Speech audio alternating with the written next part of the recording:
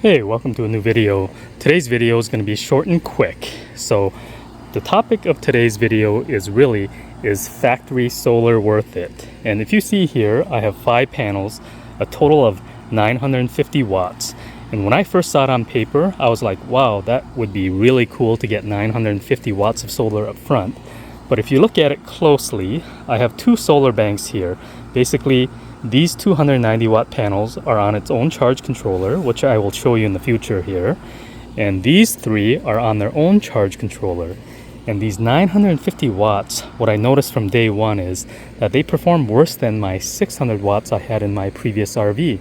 And it's really a simple explanation. If you look at it closely on the install, I have a couple of the panels that are mounted actually underneath the air conditioner. So no matter what the sun position is, this panel is in the shade all the time, as well as this one up here and this one here.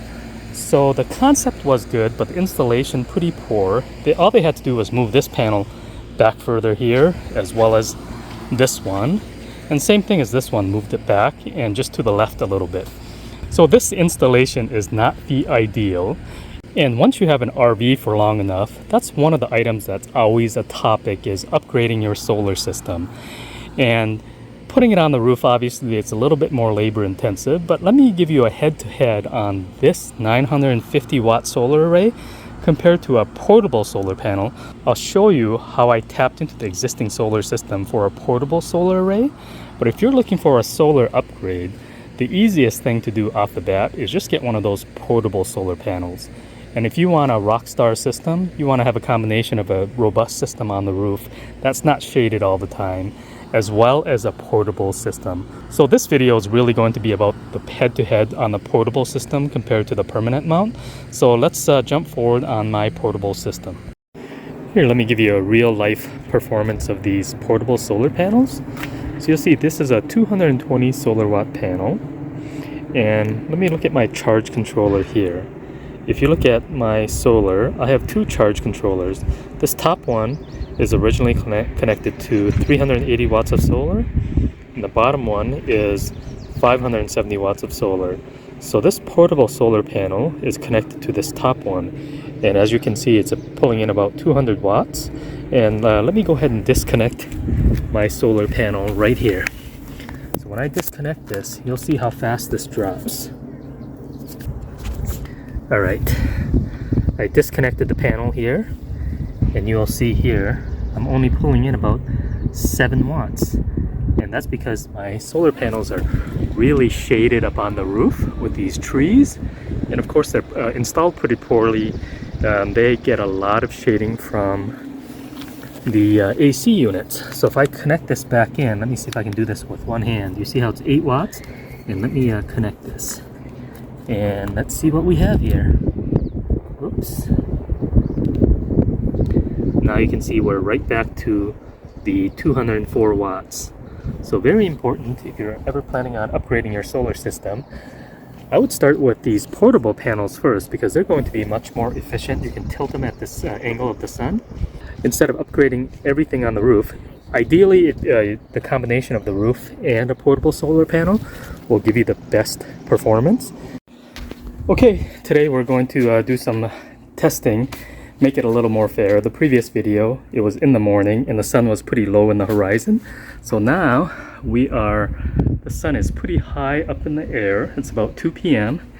It is an overcast day, or slightly overcast, but still pretty bright outside. And let's see how these panels are performing. You can see the back panels were bringing in about 206 watts. The front panels are only bringing in about 79 watts. And I'll connect my portable panels right now, or portable panel. Remember, this is a 220 watt. And as soon as I connected it, let's look at that. Oops. 189 watts, 190 watts. So this one portable panel is producing way more than that, those 2 front panels. So now you can see how much better these portable panels, I would say, for the most bang for your buck. Get a portable panel if you're planning on upgrading your system first, and then possibly doing the ones up on the roof. But this is the best bang for the buck. Now this particular panel I'm using is, it comes with the Ecoflow Delta 2 Max, so it's a 220 watt portable panel. I didn't show on video, the thing I don't like about this is it can be obviously tilted at an angle, but it's really heavy. These panels are actually full glass panels, so they perform really well. I think the quality is really good, but they're way too heavy and bulky for a portable panel. So I'd probably go with a different style panel, and that's if you don't mind dealing with the BS. But any kind of portable panel, you want to make it really easy. So last shot at how my panels are doing is, you can still see it's about 190 watts for that front panel. So much better.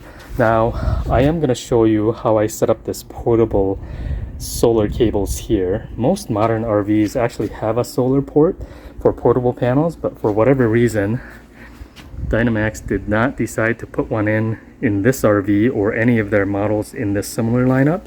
Kind of shocked by it. I know my old Winnebago even had the portable, so that's why I ended up having to do the work, and I'll show you a clip of that now.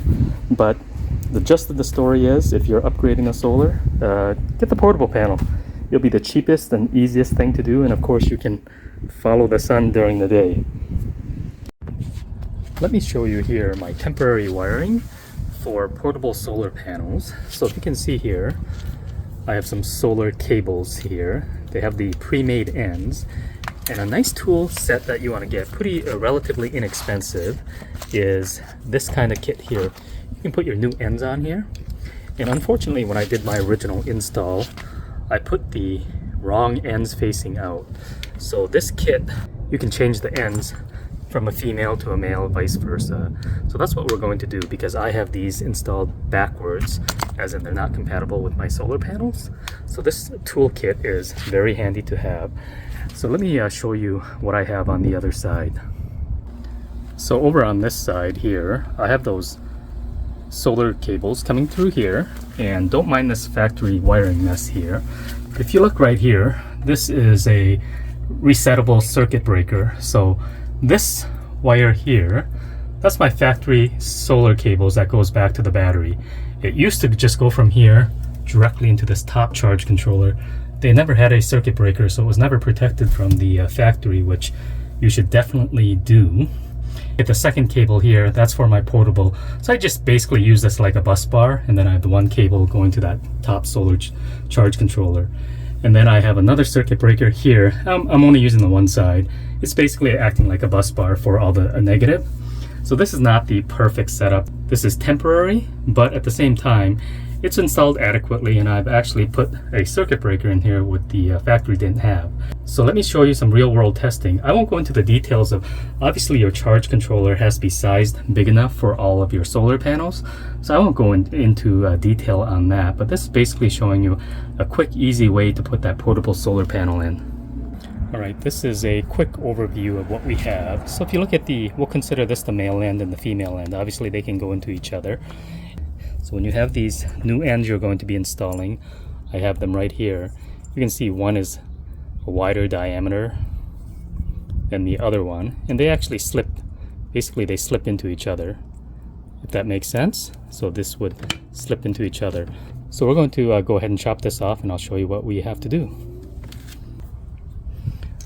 Alright, we will start with the male end here, and we're going to chop this off, the end, just with any cutting pliers here. And we won't be able to use this one again. And we'll have to strip back some wiring here. We cut the male off here, and we're going to put one of these female ends on here. So I took you can see this is like the grommet piece and the cap. You have to slide these on the wires first, and then we're going to put this on. And before we do that, we have to actually put the end connector on here. And I don't think there's a scientific method wise, but we need to strip this wire, and I like to get this wire inside here to right about here. So my measurement for stripping the wire would be right about there. Hopefully that makes sense. So I'm just going to use a plain old wire strippers here. I don't have anything fancy here. I'll put a link to all these parts, but anytime you're doing any kind of solar project, you're going to need all these type of tools. They're not very expensive at all. So This one's not really made for this gauge of wire exactly. So I have this wire stripped. And it's very important you use the correct end. If you use the wrong end, if you end up using this bigger end here, it will not snap into this female piece. It basically, once these go in, they lock in place.